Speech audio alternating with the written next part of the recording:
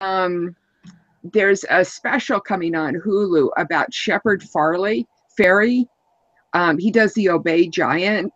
That's his kind of his company. He did the Obama Hope poster way back, a few years ago. For this, yeah. And there's going to be it's like street art and skateboarding and he's really fascinating. So I really want to see that. So I'm looking forward to the Hulu.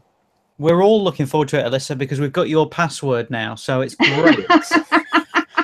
For anybody who tuned in late, Alyssa just gave out her password. It's great. For Netflix, absolutely. For Netflix, yeah, that's it. Yeah. She's cancelling it straight after the show, though. So it is. No, it's already disabled. So you guys, no luck. No luck. Yeah. But Futurama is coming on to Sci-Fi. So what the Sci-Fi channel? Futurama's coming back? No. That they're re-airing the episodes on the Sci-Fi channel. Why would you do that? Why do you care? That's just the re-airing of the episodes. That's boring. I'm high as fuck. I'm sorry. Can you go away now, please? Shall we stick him on mute? I don't know.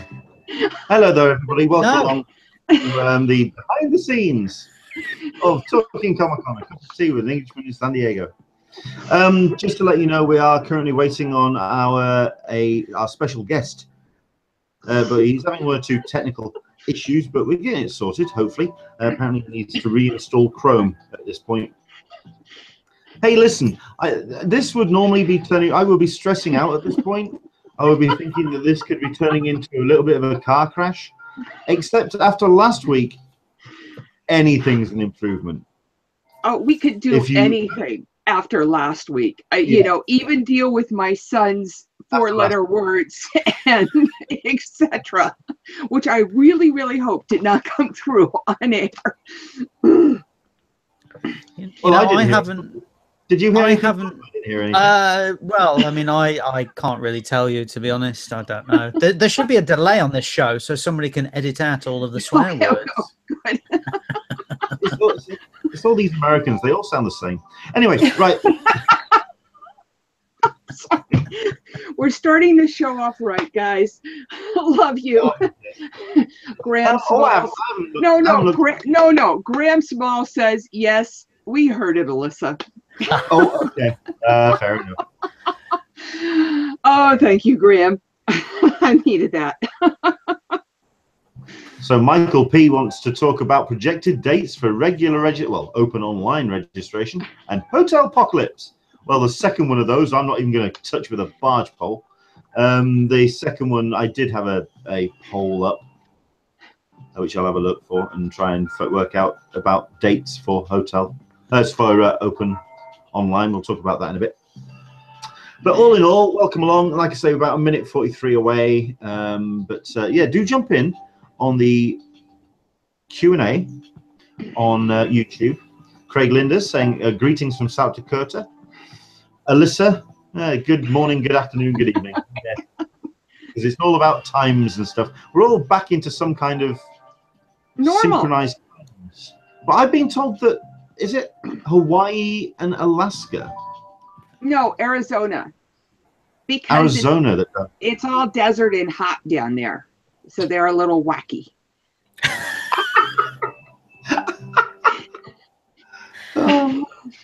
It's going to be that kind of a show, guys. Love you. Mean it. It's going to be one of them. It's going to be one of them. Haven't been on this show since September. So much has changed. Nobody told me this. Yeah, we've also got ourselves a little bit of technical issues happening with a special guest, but hopefully he'll be joining us. If not, we've got plenty to talk about, of course. Oh, if I can kind of just, I'm going to go off on a little bit, if you don't mind, on just on the forum. We're still talking about returning reg. That's a big thing. Panel speculation, yeah, Volunteer Reg was also opened up last week with surprisingly no hiccups. Unlike Southwest, when they opened up tickets for the summer plane season, they had to go down for about 8 hours before they could actually sell plane tickets. So, yeah. Wonderful. Wonderful. Well, I'll stop the screen sharing. Wait, camera working. Excellent stuff. Okay, we'll see what happens with Drew Geraci and see if he can join us. But we've got ourselves a number of viewers. We've got people jumping in on the Q&A. So I think it's only fair at the top of the hour, 2 minutes out, we can just dive in, I suppose. Welcome along, everybody. Oh, sorry. Sounds good. Oh, okay. Welcome along and to Talking Comic-Con, a cup of tea with an Englishman in San Diego. My name's Leonard Sultana, and this is our weekly show where we talk San Diego Comic-Con, con culture, and all the stuff and nonsense that surrounds it. It's a pleasure to have everyone joining us today. It's the 5th of November, 2017. We are a week away, just gone from the returning registration badge sale, so we are going to be talking about the aftermath of that. We kind of discussed it on last week's show, but if you missed it, we're going to do a bit of a recap of that. We're also going to be talking about some other bits and pieces, including something that got announced on Monday, which was the dissolving of the arrangement between Lionsgate and Comic-Con International for Comic-Con HQ, and hopefully we're going to be joined as well by a special guest, Drew Geraci, who is having a little bit of a technical issue at the moment, but hopefully he's going to be joining us on the show a little bit later. But we have ourselves our two fantastic guests already. We have my regular partner in crime, Alyssa Franks from the Friends of Comic-Con Forum. Hello, Alyssa. How are you? I am well. It's for a week that is supposed to be kind of slow, you know, after returning reg or pre-reg, as I still call it. It was supposed to be kind of slow, but a lot of wacky stuff dropped in, like the Southwest ticket sales dropped in. Thor. We're going to go into Salt Lake Comic-Con, which had its gag order lifted. We'll go into that later on. A bunch of people are getting ready for MondoCon, and a new one that came up for me is Complex Con. That I'm going to go to that one next year. That looks amazing in Long Beach, California. So that's kind of, you know, where we are. Mark's going to get us up to date with Nerd HQ, with with Comic-Con HQ later on in the show. And we also are joined by Mark. Yes, we have ourselves Mr. Mark Serby. Hello there, Mark. How are you? Yeah, I'm good. I'm good. Yeah, I was saying before, obviously, I haven't been on since September. It feels ages, you know, it really does. Yeah, quite a long time, but I've been really busy. It was London Film Festival last month, so that was 14 films in 10 days for myself. So that was quite chaotic, but enjoyable. The majority of them were really good. And then a couple of other bits as well, which I've been working on, which I'll stay in secret at the moment. But yeah, it's been good. It's been good. And obviously, you haven't mentioned it, Leonard, but we should mention this. I apologize if I get slightly distracted. I have a window just here, which looks out into some back gardens. Now, what's happening tonight here in the UK, and this happened most of the weekend, is we have fireworks night. So there are lots and lots of fireworks currently going off around my house, and some of them are really nice. Others are really bad, but most of them are very loud. There was one a minute ago before we went live that I honestly thought a plane was coming over our house. It was that loud. I had to go downstairs to check nothing had happened. It was so loud. So apologies if I do just sort of do that, because you see something out the corner of your eye, you're kind of naturally gravitating towards it. I mean, I've closed the blinds on my window because, yes, it was starting to get a bit distracting. Yeah, I mean, he's called it firework night. I mean, it's technically bonfire night. I know that one or two people in the US may be a little bit unsure about what this is, but basically it is the celebration of the oppression of a people by its government. Basically, it is a holiday where the government has turned around and said, if you even think about uprising or any kind of insurrection against us, we're going to stick you on a bonfire and celebrate you every year because you don't mess with us. That's basically what bonfire is. I'm surprised that Trump hasn't come up with something similar already, but there we go. It's the kind of thing that we do here in the UK. We celebrate our insurrectionists by sticking a firework up their ass. Hey, fun games. But that's basically what's going on in the background at the moment. So if you do hear some banging and popping and clattering, we are not making popcorn. It's fireworks. So there you go. It isn't because of Jim Steranko's birthday or Steve Ditko's birthday this week. You'd think we'd like to kind of. I think why don't you kind of co-opt it and do something in that similar vein? I have no problem with that. I think so. I mean, we should celebrate Steranko.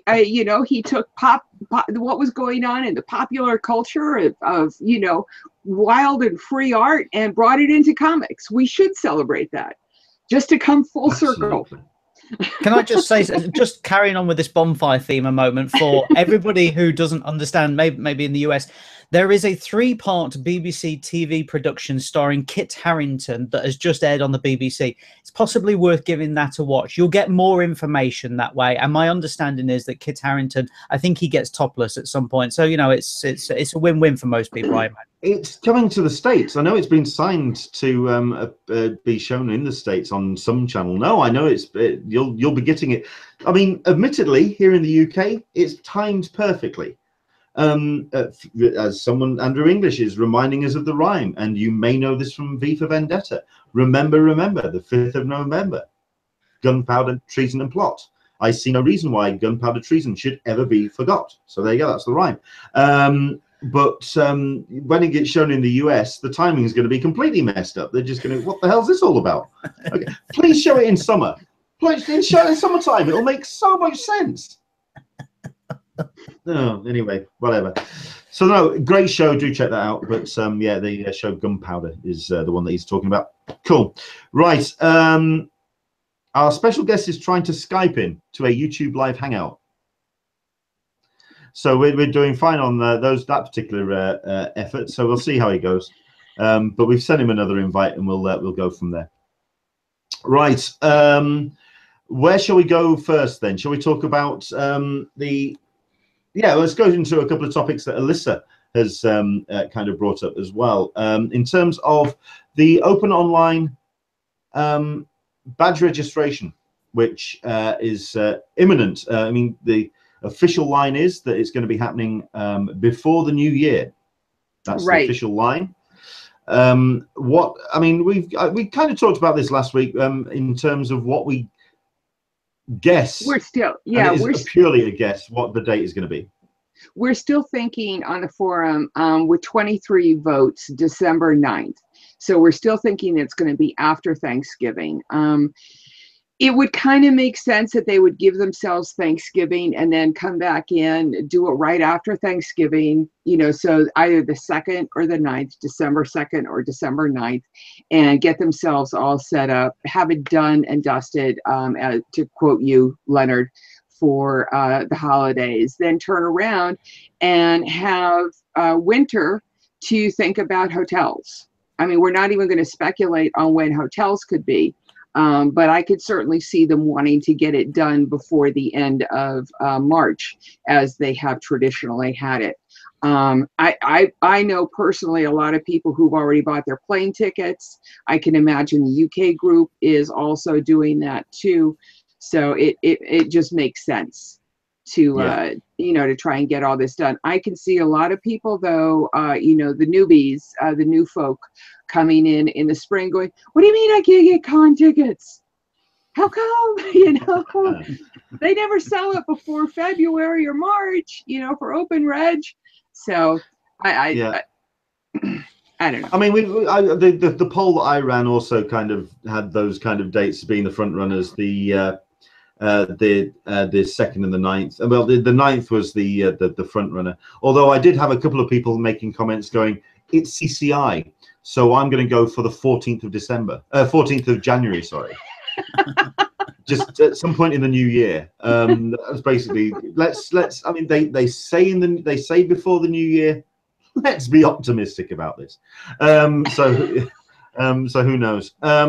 Yeah, we've got a couple of people on the chat room talking about why on earth it's set so early. I mean, admittedly, the returning registration is now back into some kind of timetable as we've seen in previous years. It's only the open online which is being organized this soon.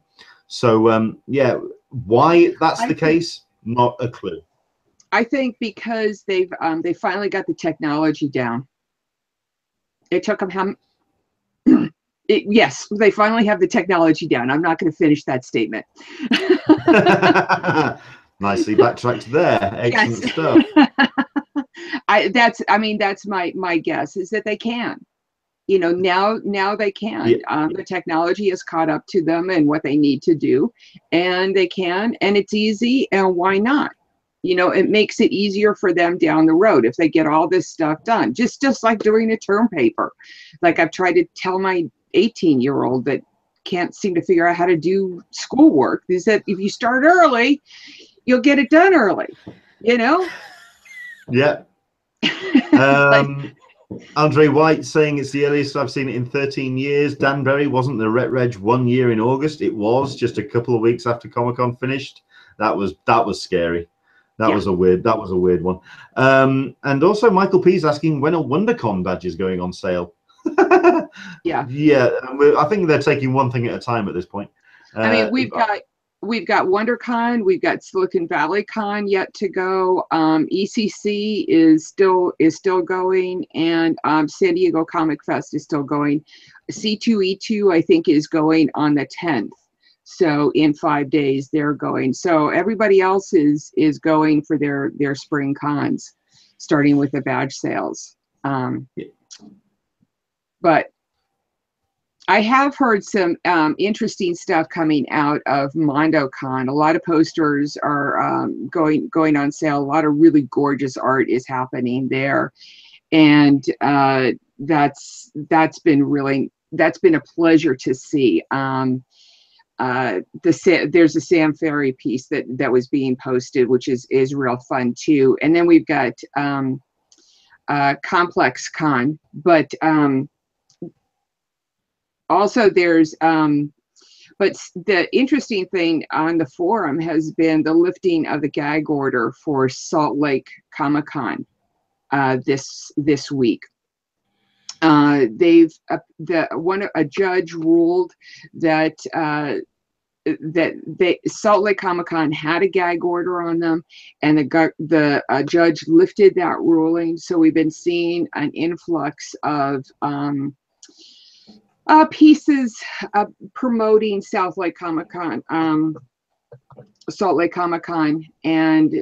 their rationale for it. So that's been kind of interesting to see. We've gotten a bunch of different reports out, so we're starting to see some movement with regards to there. But we've also got Mark has followed up on a Comic-Con HQ. So we're diving straight through this. Excellent stuff. I think we're kind of killing time at this point in the hope that we'll get Drew on. He is watching on YouTube, but hopefully we can kind of dovetail him into the actual hangout itself. But yes, this is something that myself sorry, I'm just getting a message. I don't know what to do. Posted on your YouTube page. Yes, I can see it because you've got multiple lines of communication open here, Drew. But we'll get there. We can only hope that we can get this sorted. But no, this was something that was announced on Monday, and this is something that has been kind of touted for some time, the dissolving of the arrangement between Lionsgate and Comic-Con International. Just a quick pocket history. 2 years ago, we had the launch of Comic-Con HQ, which was promoted on various CCI literature, and indeed was part of the booklet that was attached to Comic-Con this year. It's something that had so much promise, purely because it was touted to be a channel dedicated for San Diego Comic-Con and con culture fans. Produced by Lionsgate, it was launched to a nice big fanfare, a nice free window for people to kind of check out the content before a subscription service kicked in shortly after Comic-Con that particular year. At which point we then got to see some of the content.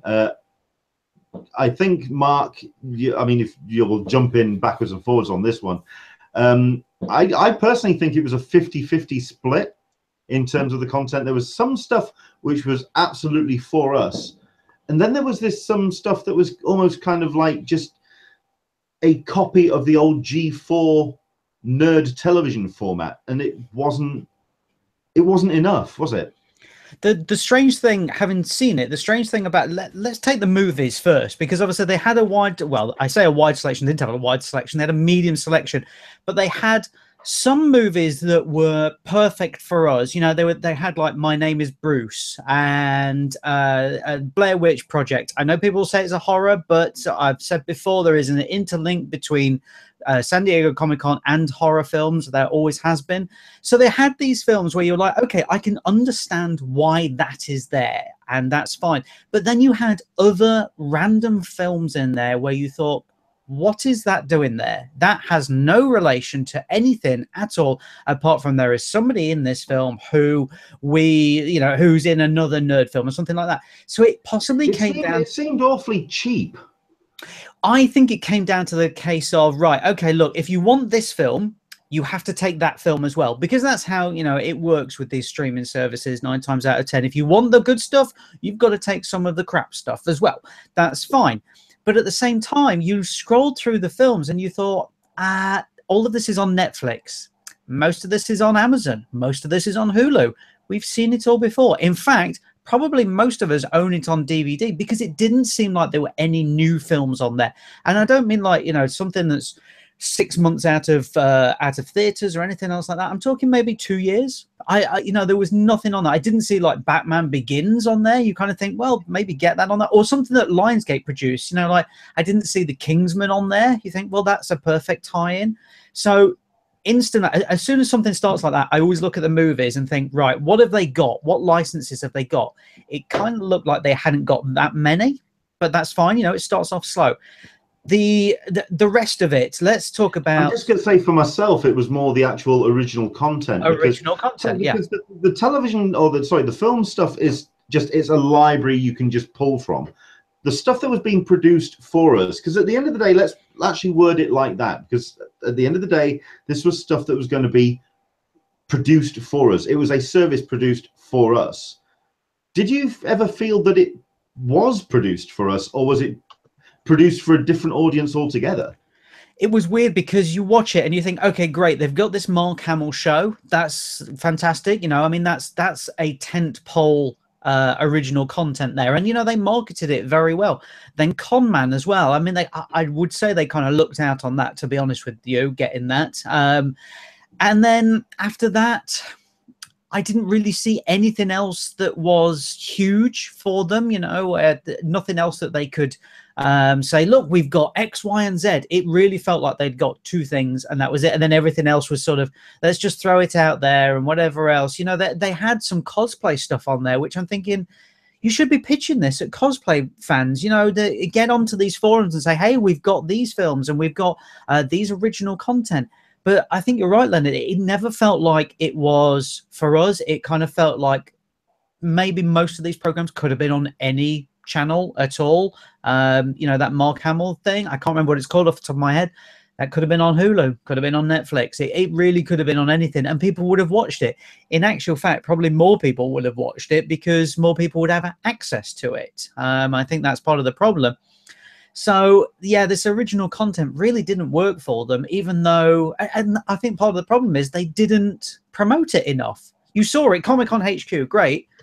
What have you got? What are you going to give us? You know, we're going to sign in, we're going to have it. What are you going to give us? And I think this is a question to anybody who did have it, is that after that first month, how often were you using it? I would guess probably not a lot, because when you get a new streaming service, you just binge on everything. You're like, yeah, I'm going to watch that, then I'm going to watch that. Then it slowly dies down unless there is more new content, original content being put up. And their original content was very slow to be put up, very slow. I mean, the shows that I remember that were kind of, certainly from the initial pitch, you had Blame It on Science, which was Rila Vanderbilt and Bobak Ferdowski, who's the NASA Mohawk guy. You had Kings of Con. You had Mostly Harmless, which was supposed to be a late-night comedy talk show, which would have been great if it was funny.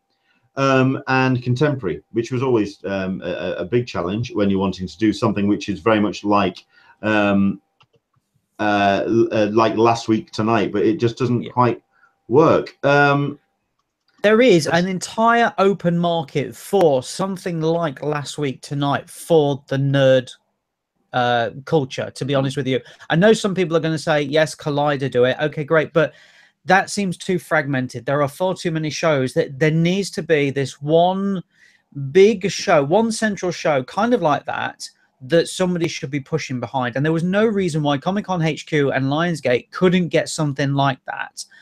Get a face that people know, and then build from there. Build it and build it. You know, they were based in LA. Most of the people who you would want to see on Comic-Con HQ were probably traveling through LA at some point. They were probably filming in LA at some point. Did they have, do you guys know if they had a lot of the panels like from San Diego Comic-Con? That's one point that I think Sam Payne brings up, is that, you know, that they weren't, it didn't seem like there were a lot of current panels. Was that true? This is the third-pronged attack of Comic-Con HQ, panels, because obviously they said initially, yes, we're going to have panels on from San Diego Comic-Con, so if you cannot go, you will watch it there. Great, apart from they were incredibly slow about putting these panels up. Most of them were older years panels. They weren't that years at all.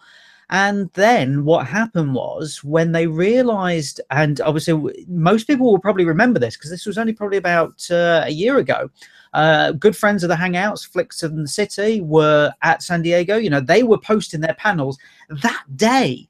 That's how quick they were. And that's what Comic-Con HQ should have been doing. You don't need to edit it apart from take out the clips, you know, whatever else, and put it up. Get it on there straight away. Flicks in the City were doing it.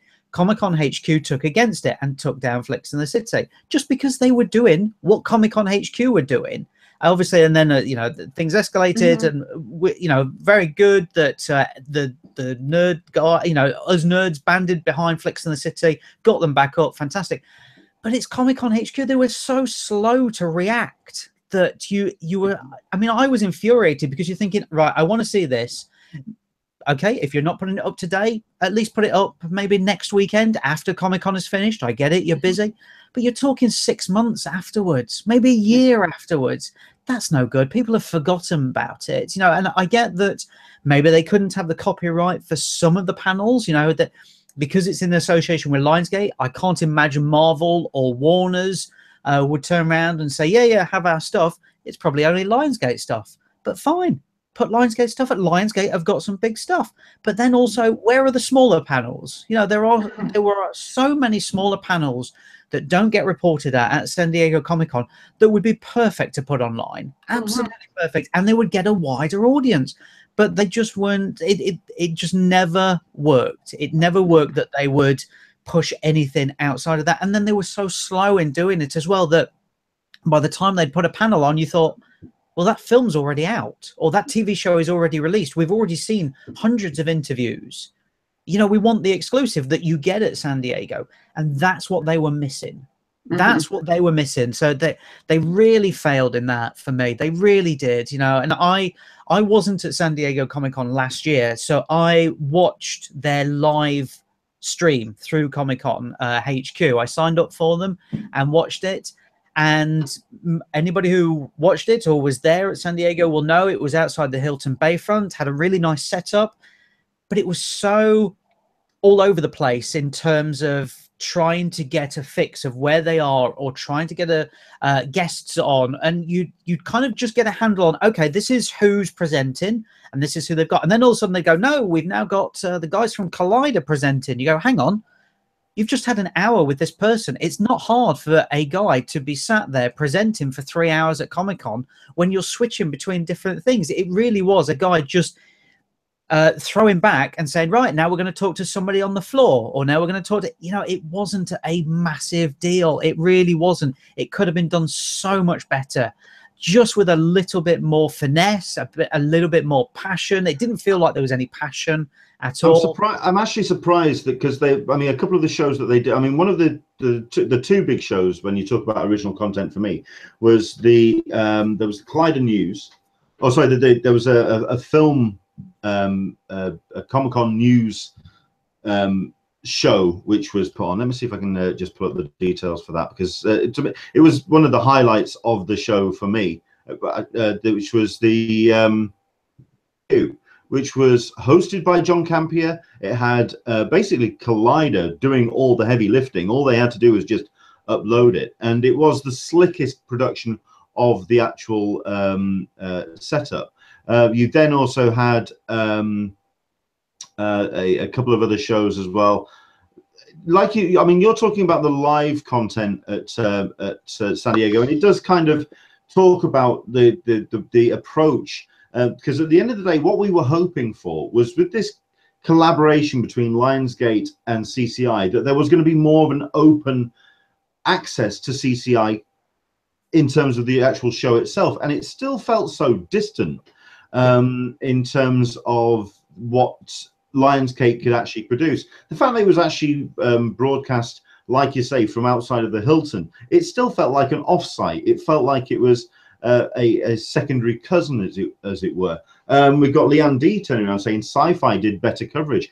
It's like I would say Collider did pretty good coverage this year as well. But even they were, at the end of the day, just doing third-party coverage, and it felt always third-party. Something I was going to put to the pair of you, one thing that was kind of touted to me when it was originally put forward, and when I was originally speaking to the producers of Comic-Con HQ, is they were going to evolve into doing a forum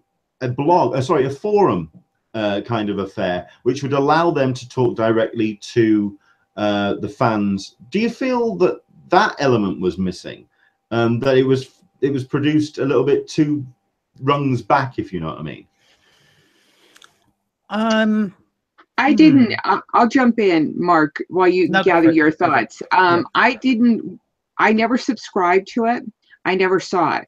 I saw Con Man for the first time when it was broadcast on the Sci-Fi Channel. So I don't know. I do know that I didn't, amongst my community, we didn't feel as though that there was a direct connection there. I heard comments about Con Man, but I didn't really hear any reaching out to us fans. And there are, I've got close to 7,000 members on the forum. Granted, some of them haven't shown up in a year or two, but so I didn't feel that. How about you, Mark? It's slightly different here in the UK, because we actually didn't get Comic-Con HQ here in the UK until the 9th of August this year. When they put the app on the App Store and you could download it, and then it was £5 a month to watch it, which for what you actually got, and for it to be 2 years late, kind of feels like they were scraping the barrel of, let's just try and get a couple more subscribers. But even when it started, it never felt like Leonard was saying, it felt two steps behind. There are regional TV stations here in the UK that are just for certain regions. They are slicker and more well produced than Comic-Con HQ ever was. You know, I'm not even talking about like a local London TV channel. I'm talking about ones that are, you know, probably near Leonard or something like that, you know, in the north or something. You know, it felt, these regional TV channels felt like they were pitching direct to you. You're in the area, I'm talking to you. Comic-Con HQ never felt like that. It felt like, I tell you what it felt like. It kind of felt like it was too cool for school. It felt like, hey, we're talking to nerds here. We're not nerds, but we're talking to them. And you think, no, this is why we don't like you. Yeah, exactly. You kind of like, this is why we're not connecting with you. It's the Big Bang Theory. Yes. Oh, yes. How did you know right where I was going with that? And it's one of the things that I'm a little scared of with the Comic-Con Museum, just to kind of bring that into the future.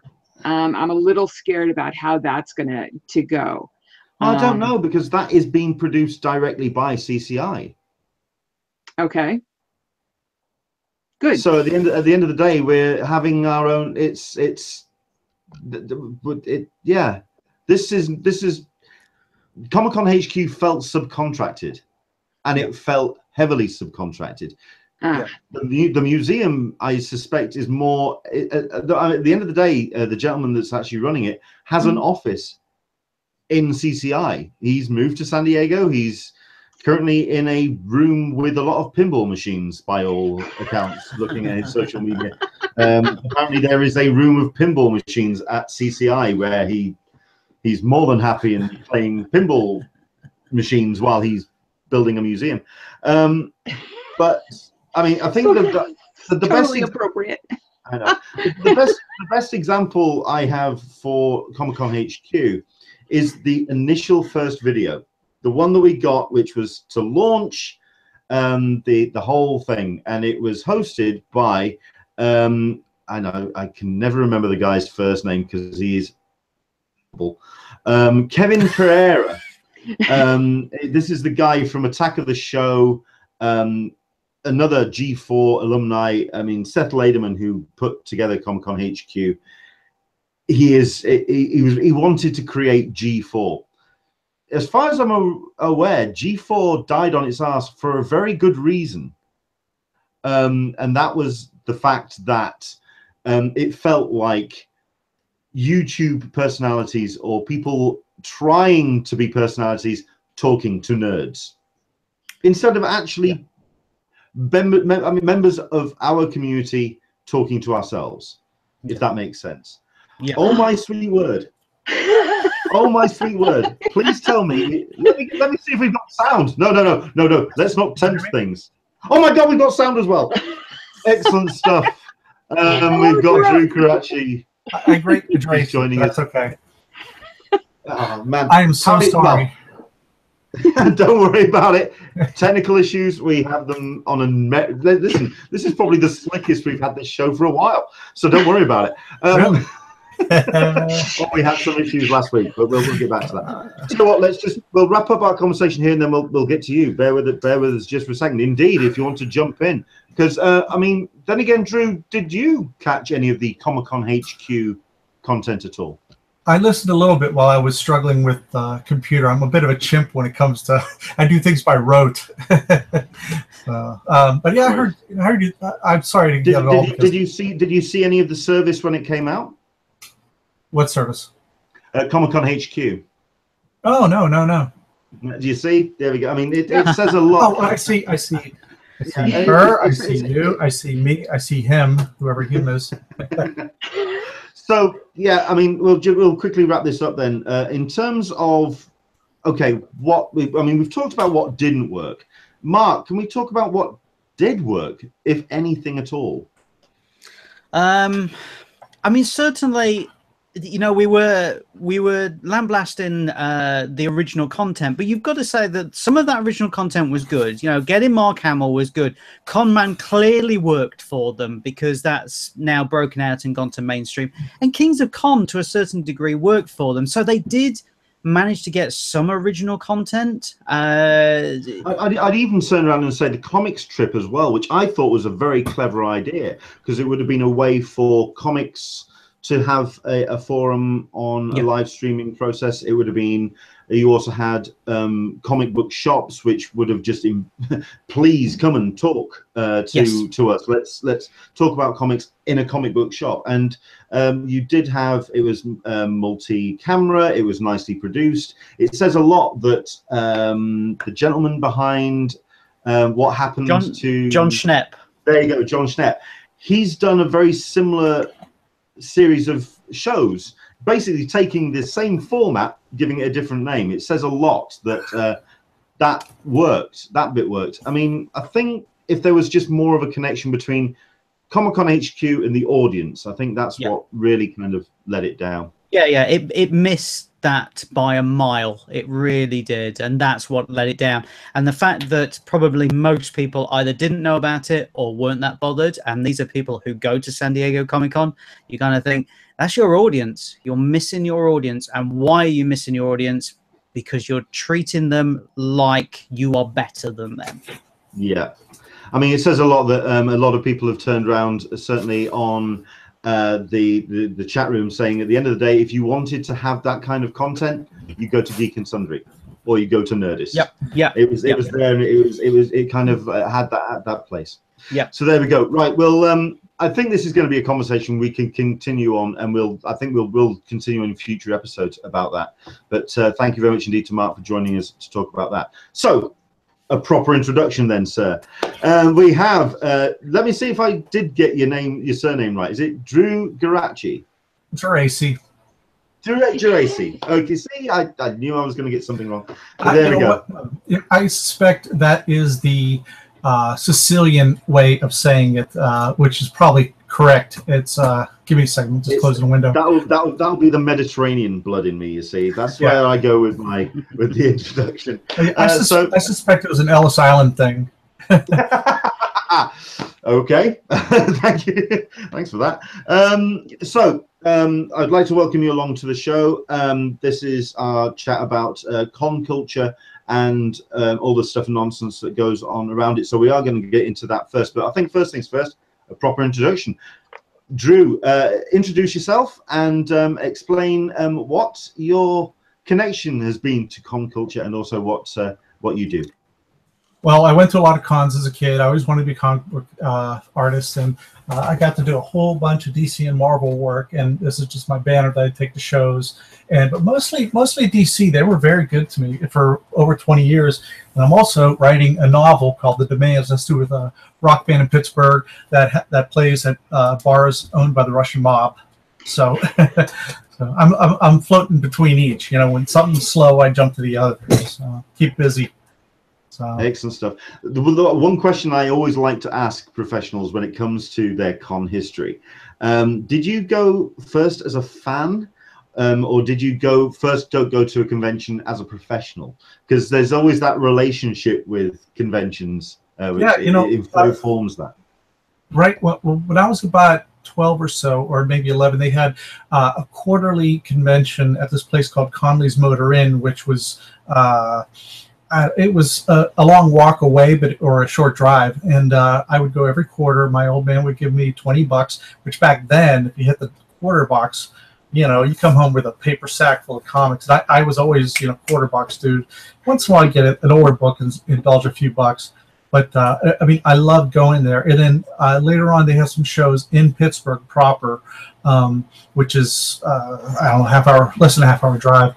And I actually met some people that my first pros I met, and it was Bob Layton and Joe Rubinstein. And at the time, Joe Rubinstein was inking the Wolverine miniseries that Chris Claremont and Frank Miller did. So, we were over the moon, me and my best friend Deerwood. Actually, he couldn't make it, so I had Joe Rubinstein sign his comics and also Bob Layton, and I gave it to him, and we just stared at it, and it was just like, all it said was like to Woody, best Joe Rubinstein, and it just hit us. And I loved going to comic shows. I went the Conley's Motor Inn. It was in a basement, so it was a lot of those old shows were done that way. This is 19. I'm just going to say, what kind of period were we talking about? Well, I'm 51, so I was in my probably late middle school, something like that.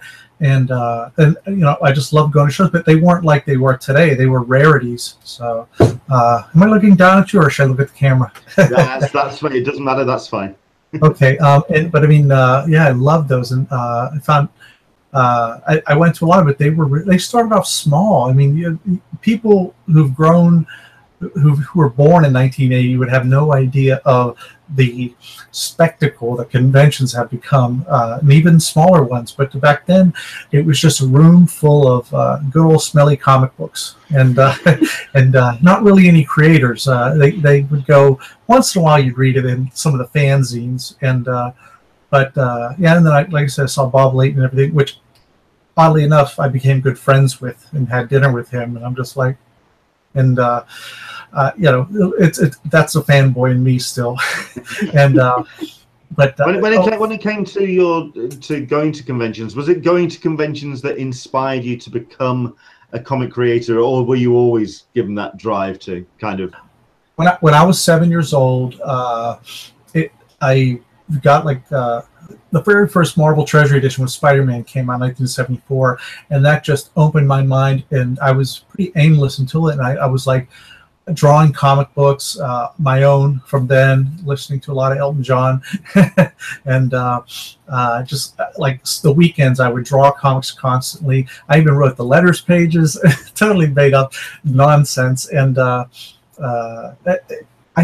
knew I wanted to do it, but I waited a long time because I didn't have the confidence that I would do it. You know, like to take the leap. And this actually is good. A good advice for those who want to break in is you have to get past the idea of it being a hobby to where you're really going to work it to be a pro. Now, some people are just meant to have it as a hobby. There's no crime not breaking in, and you know, so I just I kept working at it. But I had real jobs for years, so that helped me with deadlines. I worked in advertising, so you know, I knew all about deadlines, and that's how I stayed in the business, because you don't meet deadlines, you don't stay long in the business. You're a footnote at best. Yeah, I mean, I'm trying to remember which creator it was. I think it was Dave Gibbons who turned around and said that when someone was asking him about how to have a longevity in a career in comics, he went, "Get the work done. Just get the work. I mean, it's okay getting it good, or even getting it fantastic, or just to a level. Just getting the pages in is where the editors are usually a big fan of that." I do have a question. I do have a question from Aaron. He's one of our longtime watchers. Hi, Aaron. He interviews a lot of creators, and one of his classic questions is, if there was a Mount Rushmore for comic book artists, which 4 people would you put on the Mount Rushmore? Or okay. And don't forget, they don't have to be handsome either. Yes, okay? Right. They don't have to be sort of like carvable. Well, I mean, Jack Kirby, of course, you know, he's right there. But this is just me coming off the top of my head. I'm not, you know, I don't have an hour to think about it. But who influenced me a lot? You know, was Jack Kirby and Gil Kane. I think I'm talking my era, and Frank Miller is just astonishing. I mean, for a few months, Daredevil outsold X-Men at the peak in the late 80s or early 80s. And let me see, a fourth guy. I would say Chuck Dixon, because he just broke the record of the most prolific comic book artist ever, and he's doing Bane miniseries right now, and he broke. There was a couple, Robert Kanigher at DC, Joe Gill at Charlton, and but he's to. If you really look for it, I mean, he's just hit it. So I tip my hat off to him. And I'm not just saying it because he's a friend, but it's just that he loves comics so much. I mean, when he at DC, he used to write 5 or 6 monthlies, you know, a month. You know, so you know, I'm a friend of his, so I'm not kissing his ass just to be friends. Making the deadline is important, as you said earlier. You know, being able to produce and make the deadline makes it totally makes a lot of sense. I see your Frank Miller Daredevil. Yes, absolutely. Yes, I have a few of them. Alyssa represents very well on her back wall when it comes to these hangouts.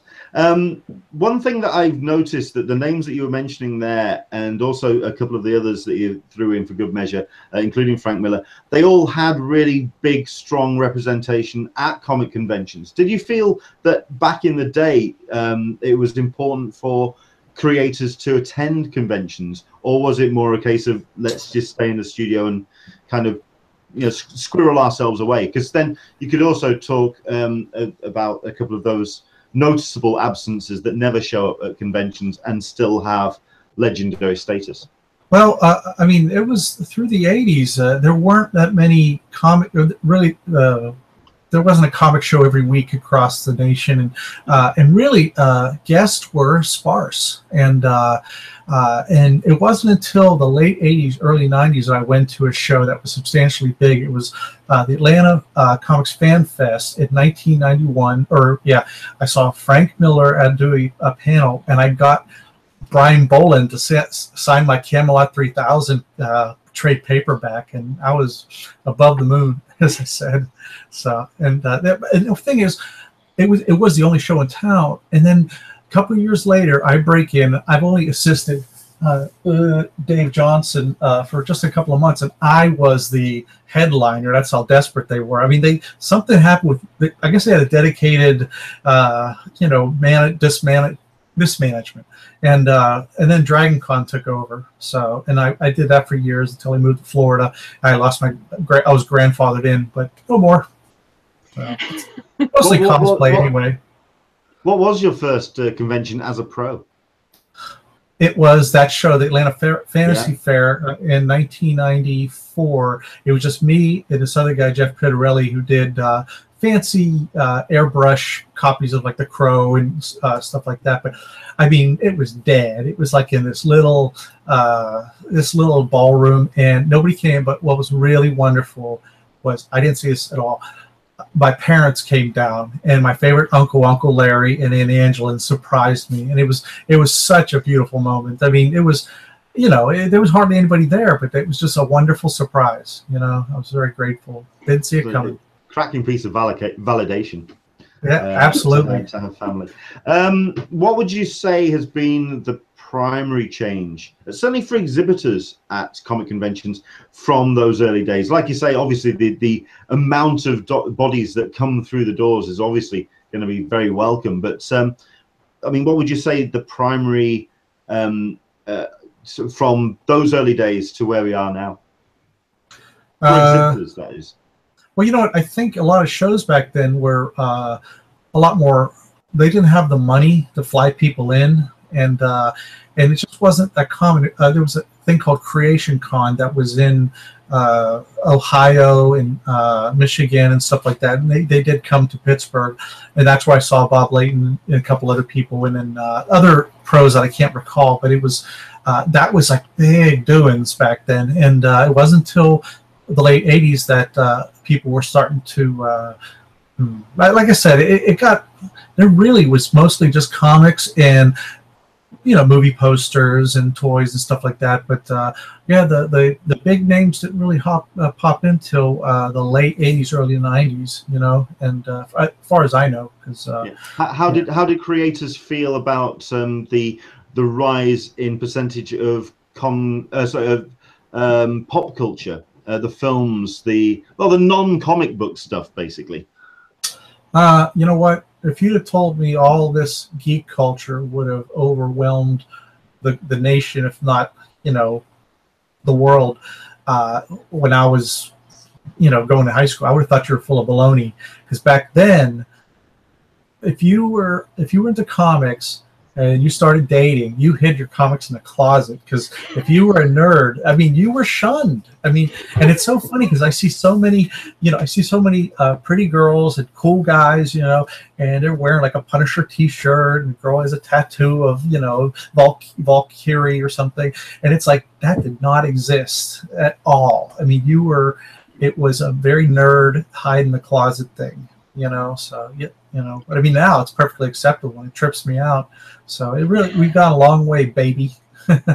We sure have. I mean, Yeah. I grew up in the 70s. I was reading comics in the 60s and 70s when I was short, very short, and all through the 70s is so this is why I end up collecting this type of stuff, because yes, I actually bought my Green Lantern O'Neill off of the newsstand, the famous drug issues that they did in the early 70s. Absolutely. You bought them off the stand?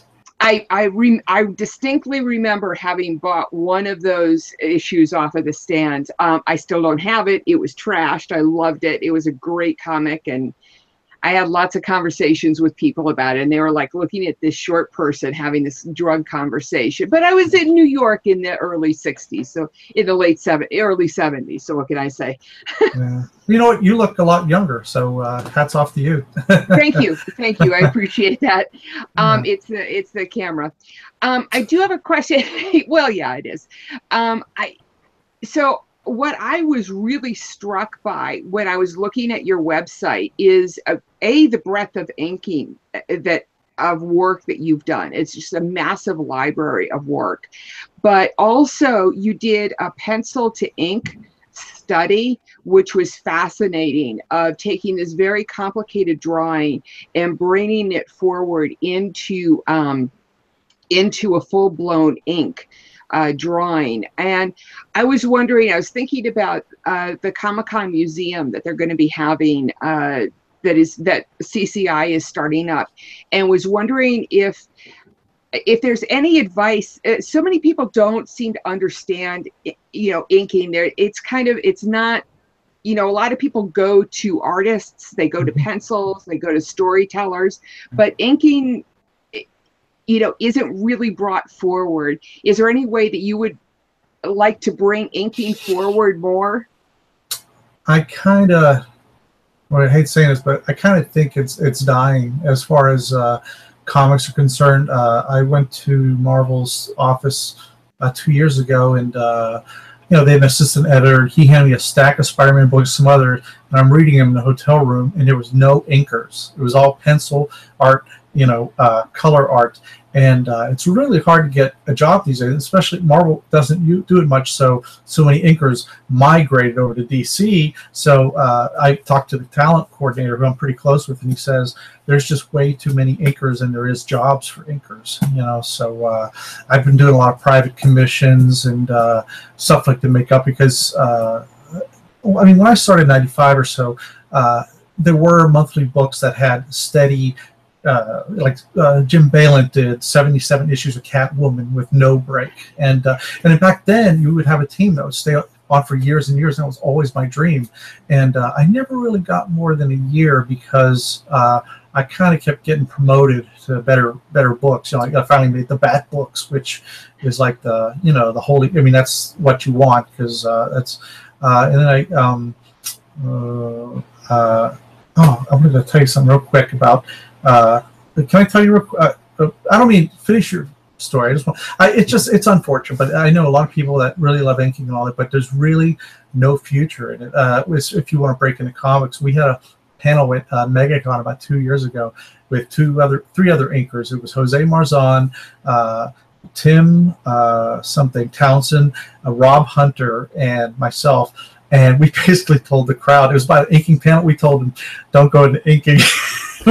We actually literally told them that. They all were like slack-jawed, and we said it's better to get a coloring program, learn coloring, and do that, because there really isn't that much work. There are times we're all kind of sit around for a month without work, and so that's why I go back to doing my commissions more. And I write, some my internationally ignored brilliant stories, and but yeah, it's really hard. I'm doing more pencils and ink projects. I do a lot of sketches at shows, and but no, I would not recommend inking to anybody in good conscience. It was something I really should have started with, because when I've spoken to inkers and when I've spoken to artists.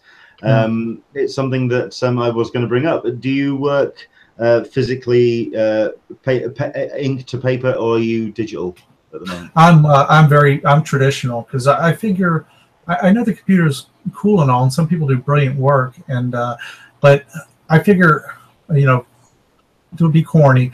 I mean, I've been given this gift that I could ink with my hands. Why would I stop it? You know, it's like, you know, and I like the grip of the paper. I like, you know, I know how my hand goes like that, and that's basically it. I do that, and then I'll scan it and set it up to the cloud, and then the colorist will color it. But no, I'm always for if I can. I'm just going to be a hand inker. You know, I love doing it. You know.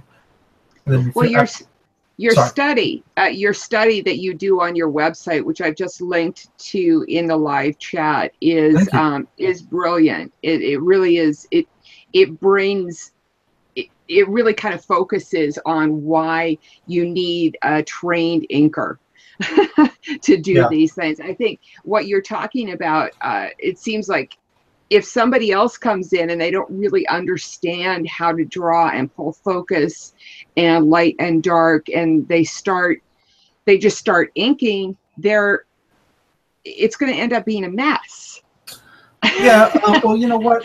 There's a lot of people who don't understand that pencils and ink are completely different medium. Mm-hmm. So you can't ink like a penciler.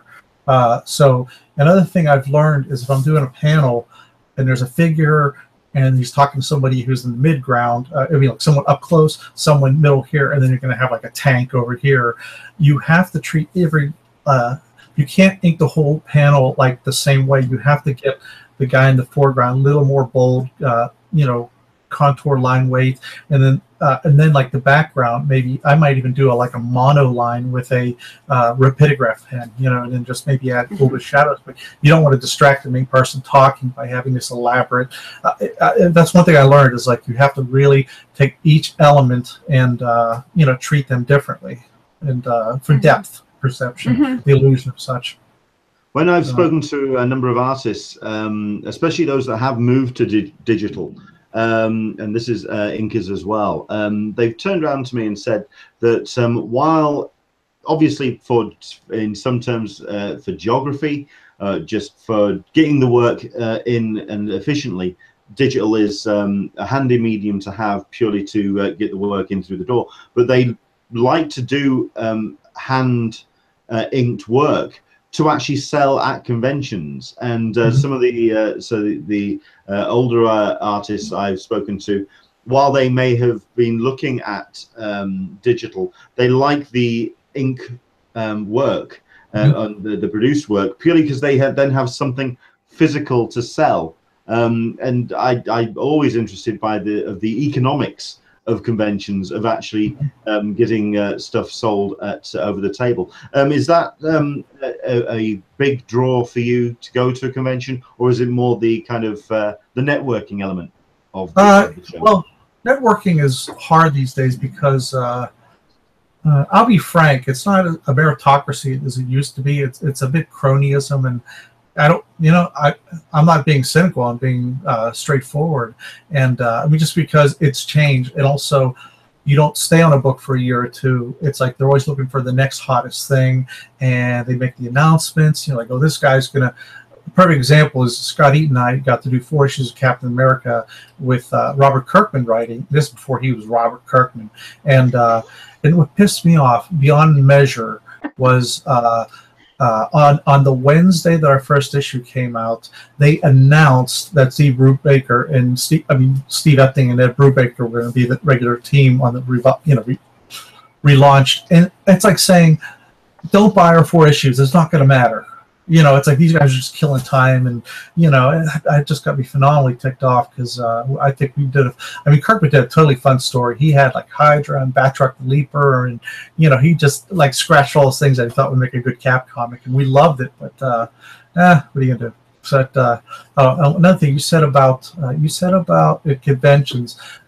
If you're in New York, sometimes you can. You can hook up. Or San Diego's tricky because it's a lot more cosplay these days. But I go to shows mostly to sell prints. I mean, I've sold most of my original art.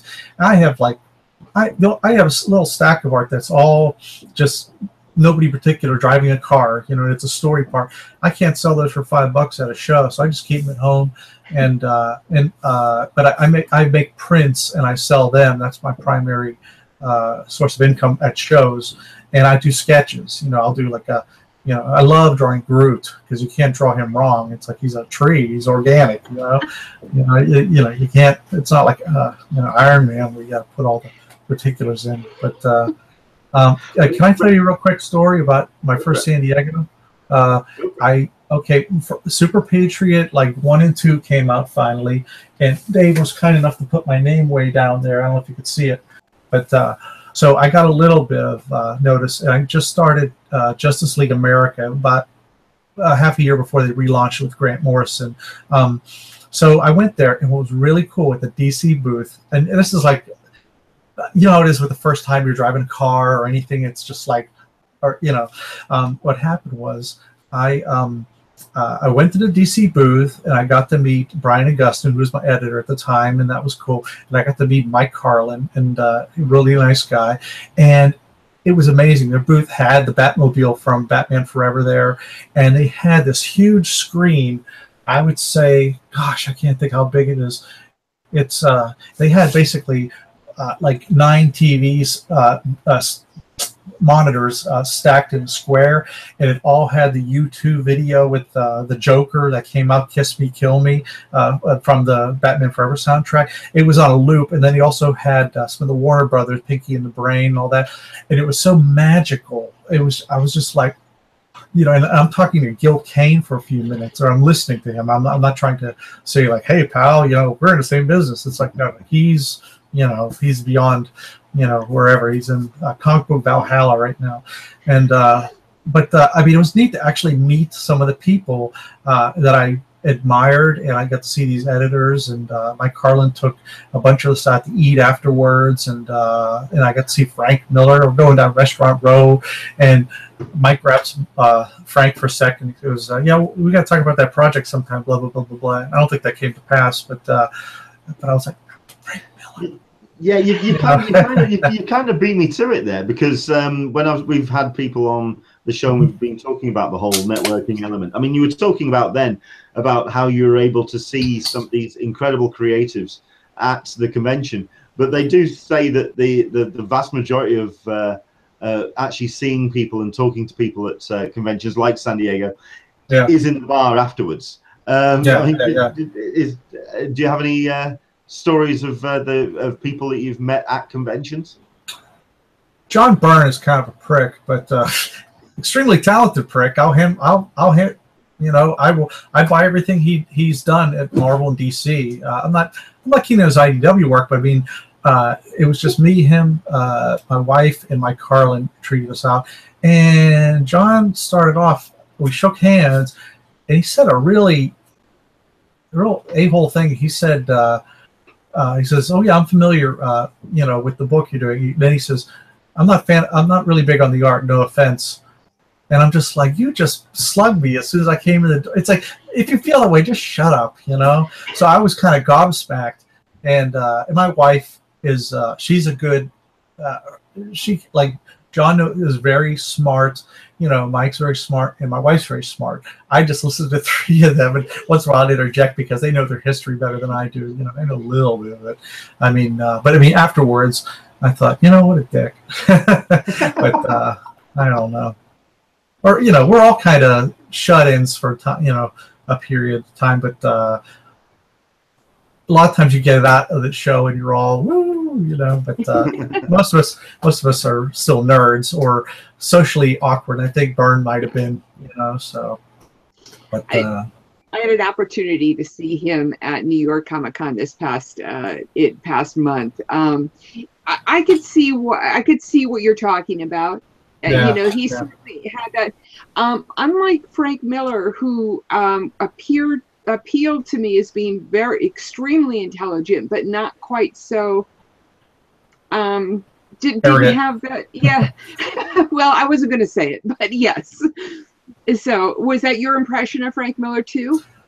Well, I only saw him for a scant second at Restaurant Row, but I did attend in 1991. I wasn't a pro yet, and I saw him do a panel and he was, Sin City had started. He had started on that, and he was just he was good with the crowd. He was really,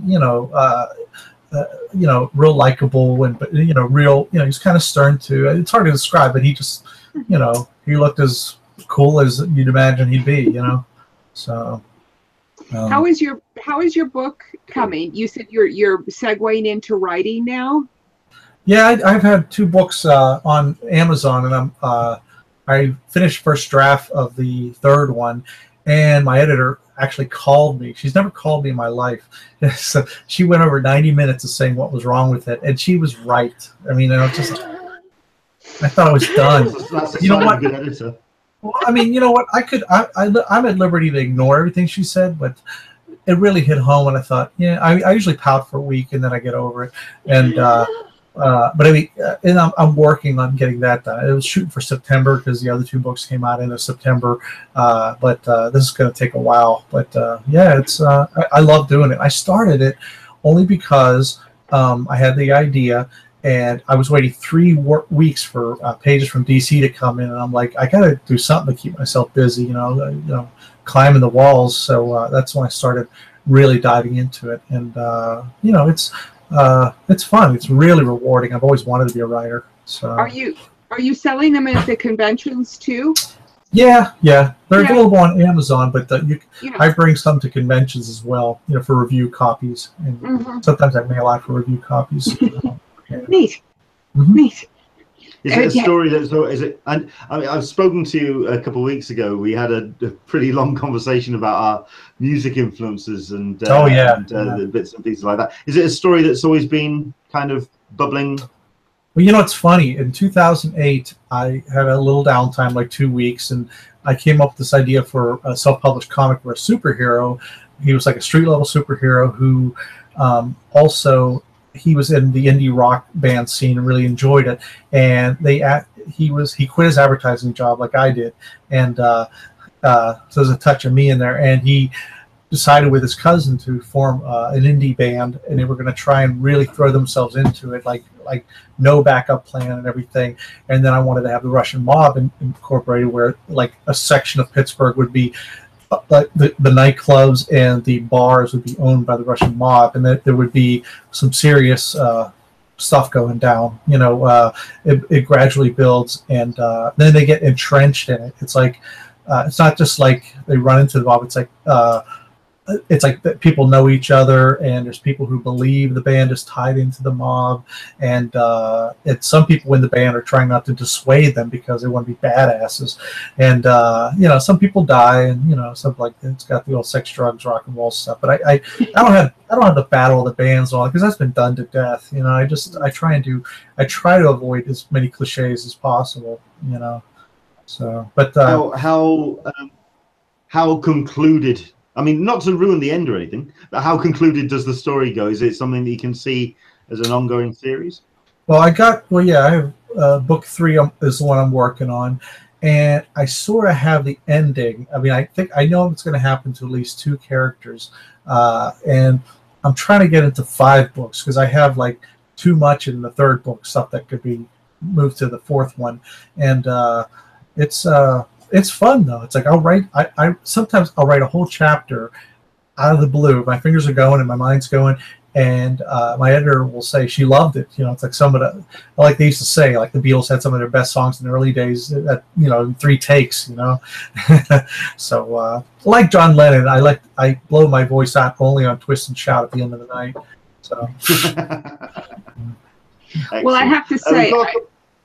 I appreciate your talking about the fact that that you pouted for a few days, because I certainly have had that experience with my editor recently. I think Leonard has a few questions for you from our Q&A. Okay. I do indeed. We've got, this is actually going back to the topic about digital artwork, and certainly the decline that you feel in inking in the industry. Sarita P is asking, do you believe it's because the industry is using digital inkers more that there's a decline in the skill set, as it were, or even just in the industry for inkers? That's a good question. I think part of it is the cost. You know, it's like if somebody could scan the pencils and do them tight. I mean, I have done tracing, as Kevin Smith puts it. You know, so I call it trace with grace. You know, and but it's like so the pencils would be so tight. I get a lot of times the norm now, if there's going to use any inkers, is somebody will send me a scan. I'll print it out with no black, but just 25% blue, and those are my blue lines that won't show up when reproduced, and I'll ink over those, and then I'll scan them and send them, you know, to the colorist. So that's becoming increasingly the norm, but they're really just I don't know. There's some books that look like crap, and then there's some people who can really do it well. But I think it's a financial thing too, as well as a speed thing. And I've heard people. I mean, I'm not gonna act the victim and say, you know, oh, you know, we need to have all inkers back now. You know, it's like, let's form an angry mob. And but it's sort of like a trade that's fading away. It's unfortunate. I mean, I could still do ink illustrations and sell it at, you know, maybe there's a gallery, you know, a couple blocks away, but, you know, that's not quite commercial. You know, you could have it for years and years, and I got to make a living. So, do you see many talent at conventions where it is something that you could see perhaps encouraged by, I'm not going to say the older guard, but certainly the more established artists? Is it something at a convention that you could see being encouraged to come back as a skill set? You mean inking? Yeah. You know what? I can't really. I was fortunate to do it for 20 years, and it's fading away. I don't see it coming back because the economics of it. You know, they don't have to pay me. They don't have to pay an inker. You know, so it saves time and it saves money, and that's pretty much the way it's evolved in the last 3 years. Quite literally, in fact, you have a hard time finding an actual inker in certain comics. So it's kind of like it's a skill set that's sort of moved on, and it's somebody I compared it. I read it somewhere. Oh, I wrote it down, and I'm reading it. It's like compared to the buggy whip or being a blacksmith. You know, it's like, you know, there's not a lot of demand for it, and I wish it were otherwise, but I'm glad I got a good 20 years in. So, you know, and I hate to be that callous, but I'm not going to lie. Fair enough. Fair enough. So let's kind of steer the conversation to our natural close. Let's go and talk about conventions, just to talk about where you see conventions possibly going, because people do talk about the balloon going up, as it were, that there's this oversaturation of con culture. Where do you see conventions going? Can you see the things still rolling on, or do you see them declining? Where do you see them go? I think it'll probably stay the course it is right now. I mean, you know, there's a big demand for it because of the there's cosplayers who enjoy it, and there's toys, and there's just all kinds of, and then you have families going to them. So there's a little something for everybody, and a lot of times they'll have like every 4 times a year, my friend Wes throws a show, and I have like it's an unwritten thing where I have an open invitation, and there's always people there who, you know, go into the room where they sell the comics, and they come out with a lot, and then some people dress up, and, you know, whether it's, you know, manga or you know, a lot of times they love to combine it, like half Harley Quinn, half Deadpool, you know, and so I think it's here to stay, because you know, we're getting generations of people who are into that, and I mean, we're going on 30 years of comics being, you know, big, and it used to be just San Diego, and for years, back when, gosh, before Joe Quesada took over in 2000, in the mid-90s, there was no Marvel booth at any Comic Cons because they were in bankruptcy, and a lot of times they didn't even have a New York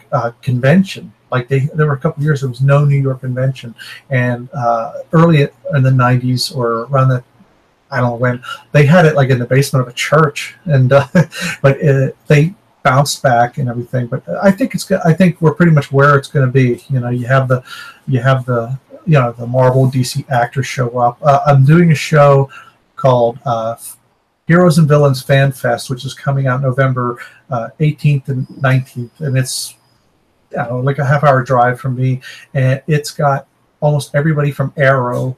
It's got a couple people from Gotham and Flash and X-Files, and I'm almost like the token artist, but that's cool. I mean, you know, that's more money for me, and but I mean, it's neat. So I mean, I'm doing that, and I just got invited to a Fort Myers show, which is in June. So that's kind of, I thought, wow, that's quite ahead, but that's all right. But no, I mean, it's weird though, because when I started, the first show I went to, which had a guest star that was not comic related, was Ernie Hudson from Ghostbusters. You know, he was the African American who was in the movie, and I was so shocked. This is like late '90s. He had such a line. I had no idea Ghostbusters was such a big franchise. I just thought it was a couple of movies, but and there's so many. That's the thing though, is conventions are really where they should be. I think where there's a little something for everyone. You know, and whether it's toys, and my wife buys something too. She'll go off and she'll come back with like this fun little Groot toy or something like that. And she's not into comics at all. I mean, you know, I used to show her my comics and be like, you know, she was always supportive, you know, but she's just not into comics. I'm Stan Lee, she's Jane Austen. Well, I think it's encouraging that you turn around and say that you feel that there's an ideal balance, because usually we find with our guests on any side of the aisle, when it comes to the pop culture stuff, when it comes to the comic creatives, that they feel that there's too much of one or the other. But it's nice to hear that you feel there's a nice balance there for the moment. So that's encouraging. Excellent. Well, I mean, they have a lot of small ones too that are great, because I mean, like I said, my friend Wes, who has a quarterly show, it's a small show, but you know, I make money there, and I meet a lot of like people that I see, a lot of regulars that I've met, and it's great to catch up after a few months, and you say, you know, how's your new job, or you know, how's the kid doing, and whatever, and like the what do they call it? It's like a bonding, you know, kind of experience, and I enjoy that, where I talk to people, and you know, I'm just not one of these guys who's like, what do you want? I mean, I've come across a number of those in my time, so yeah. Yeah. Well, I mean, my mission statement is, you know, not to forget that I used to go to Comic-Cons all the time, and I made mental post-it notes of like who was a jerk and who wasn't when I was on the other side of the table. So I never want to be that guy. You know, and I'd say I can't even think of them. There were maybe two people that I strongly didn't like who was being a jerk at one of my shows, but I mean, I can't even think of it. So what I like is it's very. I almost wish the rest of the world was like a comic convention, because almost everybody in there is very nice and considerate, and it's like when you step out in the real world, and it's like, it's like not everybody's as nice and considerate, you know. So. What other cons are you doing? You said Heroes and Villains. Are you doing any spring cons, or do you have any cons over the winter? Yeah. Brought to you by Dasani. No, I'm just kidding. It's June 16th and 17th. I'm doing something called the Space Con in Fort Myers, Florida, and I'll have others to be announced. And since it's the end of the year, I'll do the Heroes and Villains 18th, 19th, and then I'll cool out the rest of the year, because people, you know, they don't spend money because they got Christmas, you know, and you know, other obligations. So that's no big deal. But I hope to do. There was one in Huntsville, Alabama, that was really a big success.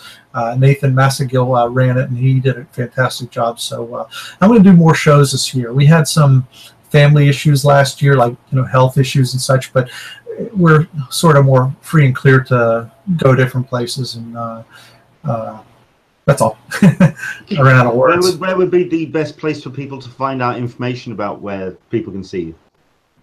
Well, I'm on Facebook, and there's another Drew Geraci, and he pronounces exactly the same, and he is a stop motion photographer who actually did work on the House of Cards from HBO. I mean, he's super cool. And there's another Drew Geraci he's not on Facebook. he is an older gentleman who was a Broadway playwright, and my flash photographer friend said, we should get the three of us together for a panel and talk about our respective jobs, because we're all creative, you know. And it's like, we'll make it happen someday. But yeah, I plan to do a lot more shows this year. So, but not San Diego, because it's they don't really.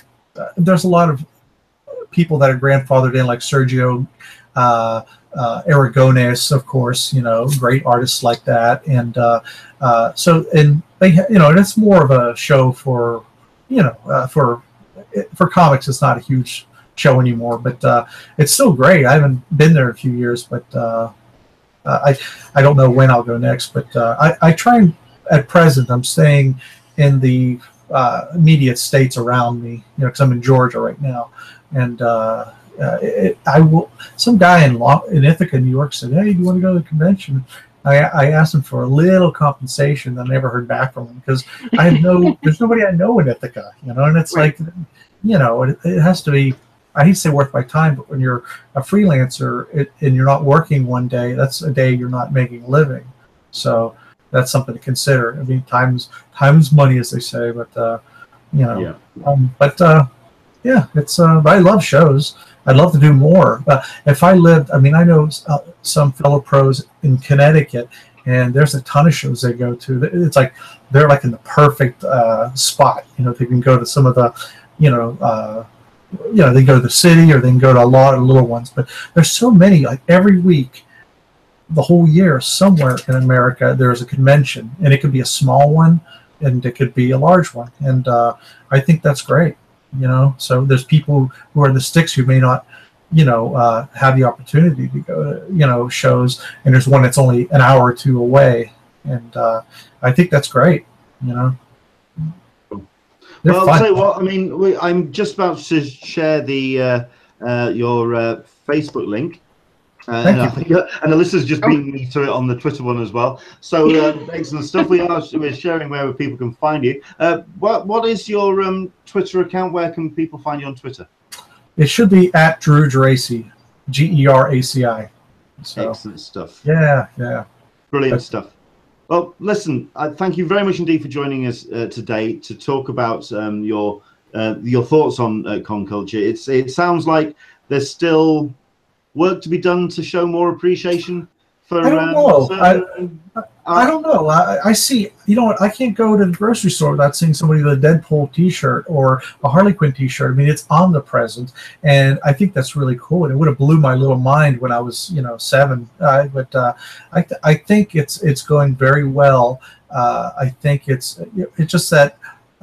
It's like, nerds, be free, you know. It's like, come out of those closets, you know, come out of those shadows, and I love that, you know. And it's just, and I could be sitting there, you know, waiting for my tires to get rotated at the, you know, dealership, and somebody will be they'll have a T-shirt on that has Captain America or something on it. I'm just it's really neat, you know. So there's so much merch out there, and that Marvel, DC did good merch, like with their stuff, but Marvel had none, and very little. And it's like, now I went to, I don't know, it was like Michael's where they have art supplies and crafts, and I saw like this cool framed mirror with a neat little image of Captain America on it, and we got, you know, at a craft store, and it was just specifically to hang up. It wasn't something to be made, you know. And it's omnipresent. And I think that's really neat. So, but I don't know. It's comics are fun and conventions. Excellent stuff. But I guess if I had one interest, I think comics are fun generally. So that's just me. Yeah. There we go. Have you seen the new Thor movie? Yeah. And I'm torn. I hate to be. I don't know. I hate to be like a wet blanket. I liked it for what it was, but there were too many asides that were cute, and including they were kind of like it'd be like Loki saying, "It's like we've got to have a plan," and blah blah blah, because it doesn't have to be a good plan. And then it's like everybody talked that way, and that kind of grated on me, because it was Ragnarok, and also they really changed a lot of Ragnarok, what it was in the comics in the history, or not history books, but in legend and stuff like that. So I think that's the thing that bothered me. But I mean, otherwise, it was a lot of fun and great actors in it, and it was just a little like the snarkiness you get in the two Guardians of the Galaxy movies, which I love. It was also in the Thor movie, and I just didn't see it because it's Ragnarok. It's supposed to be the end of the world. You're not making. You're not making so many quips when the world's about to end. So, but I mean, I'll probably see it again. But now I know what I'm getting into. So, yeah. I think we kind of did a pocket review of it last week, and we definitely appreciated the Kirbiness of the design. Yeah. I mean, we enjoyed it, and we kind of gave it. Yeah, Sarita P's automatically turned around and say no spoilers. Fair enough. I didn't say anything, did I? I don't think I said. We will leave it right there. So, Sorry. Once again, thank you very much indeed to Drew. You can find him on his website at Drew Geraci. Geraci.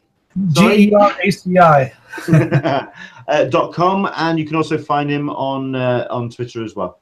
So thank you very much indeed for joining us, and enjoy the rest of your Sunday, Drew. Thank you for making time. I appreciate that with my idiotic lack of knowledge of the computers. Don't worry about it. I greatly appreciate it. We'll put all the links as well down in the description for the video, and also on our show notes as well, and we'll make sure that everyone's pointed in your direction, sir.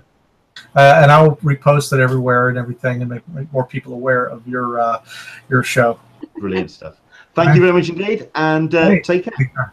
All right, thank you. All right, bye. Have a good day. Bye. Okay, see ya. Right, so that's Drew. Once again, you can find out all of his bits and pieces on his own website and also on his social media.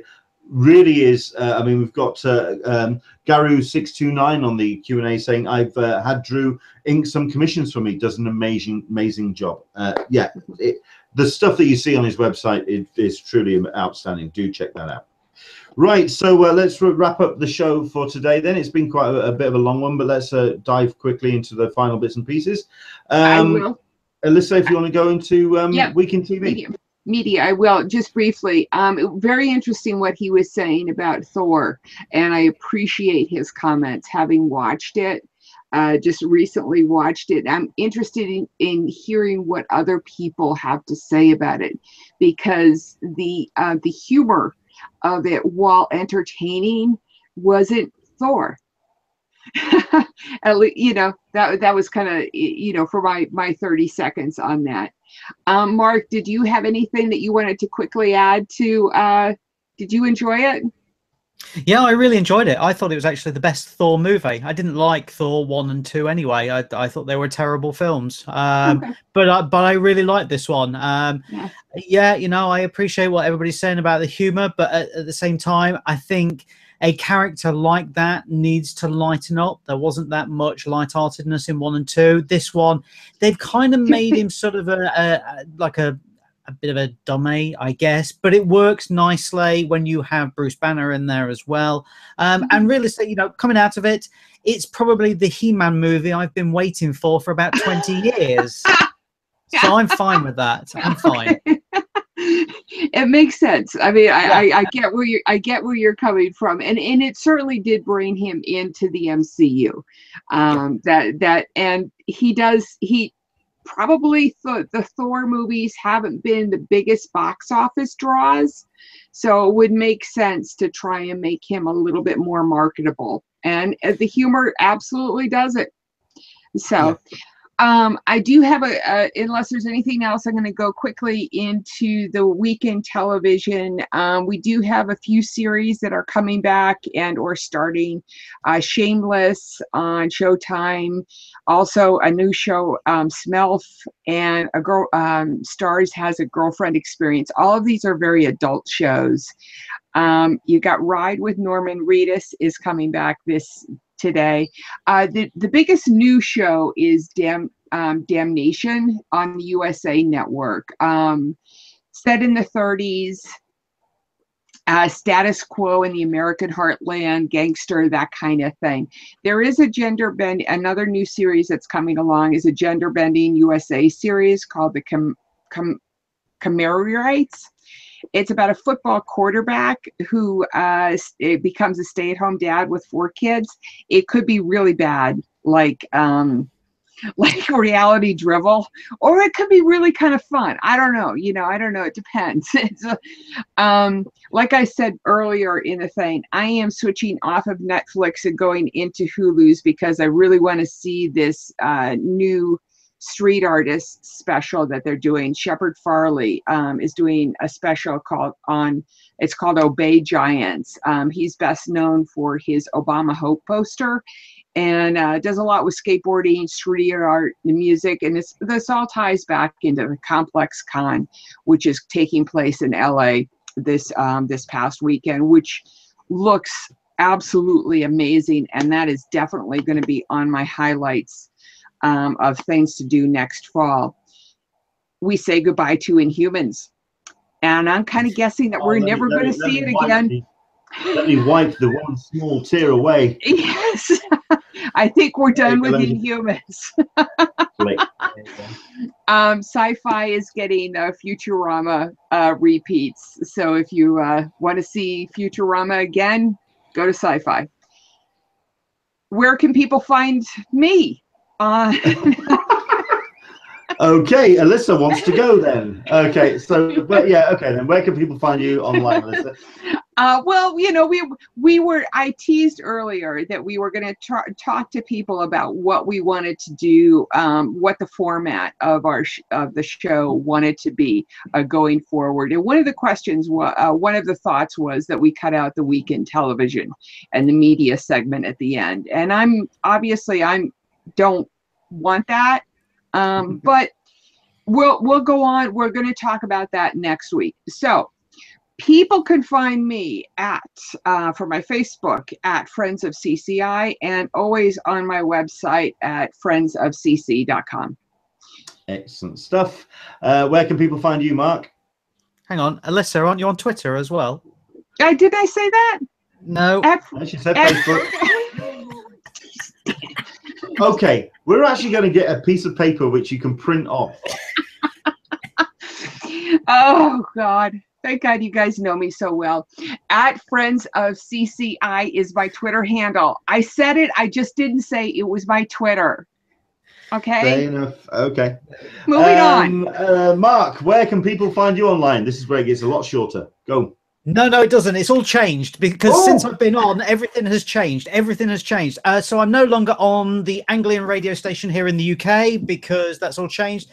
So radio-wise, I'm now Friday afternoons on Phoenix FM in Essex and Saturday mornings on BBC Radio Suffolk in Suffolk and Norfolk, and online. They're both online as well. So those are the radios, and then I repost the reviews as well on my Mixcloud and tweet them out on Twitter, Mark_Searby, website marksearby.com, Amazon for my book, Al Pacino, the Movies Behind the Man. It's also on Smashword, it's also on iBooks, it's also on Barnes & Noble, it's also on Waterstones, it's all of the places. If you want a physical copy for 700 pages, that is on eBay. So that's where I am, Leonard. There we go. Are you on Facebook at all? That's a sore subject. No, I'm not. Are you on MySpace? No. Are you on LinkedIn? No. Good God Almighty, man. Okay, moving on. Thank you very much indeed, Mark, for joining us. Excellent stuff. For myself, Instagram. Are you on Instagram? Give it time. Not Instagram. Are you on Twitch? Don't know what that is. That sounds great. Really hip.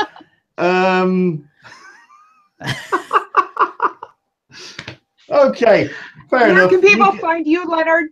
You can find Mark on the nearest street corner pimping his wares. You can find me on the nearest street corner pimping my wares at Englishman SDCC on all the social medias, and also you can find out and follow my bits and pieces on the website at anenglishmaninsandiego.com. As always, if you would like to support the Hangout and show a little bit of help our way for hosting it and kind of doing what we do on the show, you can, of course, go to patreon.com/EnglishmanSDCC and throw a couple of shekels our way. Andrew English is asking, can we find you on ICQ? So we're really going old school now. Oh yeah, can we find you on? I'm trying to think of any other outdated messenger format that we may just try and get Mark on at some point. But there we go. Right, do take care. Enjoy the rest of your afternoon, your evening, whatever you're up to on a Sunday. There you go. There's Alyssa giving you a fond farewell with a little bit of theatricals to say goodbye. We'll Excellent see you next stuff. week. Take care. We're back next week, and hopefully we will find you joining us for another Talkin Comic-Con, a cup of tea with an Englishman in San Diego.